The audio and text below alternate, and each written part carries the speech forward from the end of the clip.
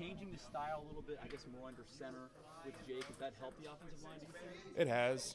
I think that there's just different styles of offense that are all good, but some are easier on O lines than others.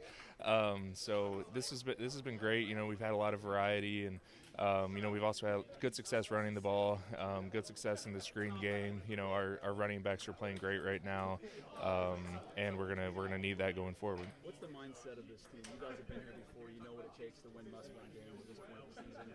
Now Jake's the leader, but what's the mindset of you guys going forward right now? We're confident as a group and we're confident as a unit. I know we had really high expectations coming into this year, and we still have those same beliefs in ourselves, and we still have the same goals. So, we got 4 games down the stretch where we have to really, elevate it up a notch. We're playing some great teams, and to get to where we want to go, we really have to be on our game. Sounds like the Vikings throw as much at an offense, defensively as any team in the NFL. What stands out to you? Good defensive coordinator. He's known for his blitz zero stuff. He runs some pretty exotic things. So there's a big onus on us up front to to be communicating with each other and make sure we're on the same page. And fortunately we're at home, so we're going to be talking a lot.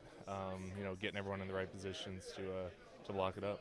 When going against a team that pitched a shutout in the game before, is that more beneficial or is that more difficult when you're watching that tape? Well, we watch a lot of tape, so it's like there's that game, and then we'll do cut-ups of the whole season. So they're obviously a great defense, and they shut someone out last week. So we know what they're capable of, and it puts a as an offense, we can't get shut out, man. You can't win a lot of games getting shut out. We gotta score some points. So that's what we got to do Sunday. What's Jake like in the huddle? Calm, cool, collected. That's one of the things I was saying about him when he first, ended up starting, was just the lights and the scene isn't going to be too big for him. He's really level-headed and, kind of exudes confidence in the huddle. Similar to Joe, they have different personalities, but, they both carry themselves with a lot of confidence, and we all buy into that in the huddle.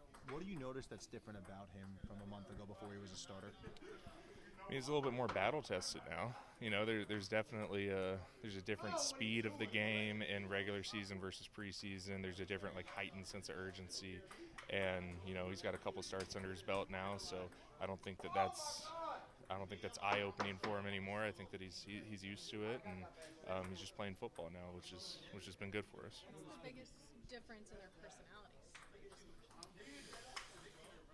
Well, Joe's a little bit more flashy. You guys see it with the sunglasses and all that stuff. I don't see Jake doing that.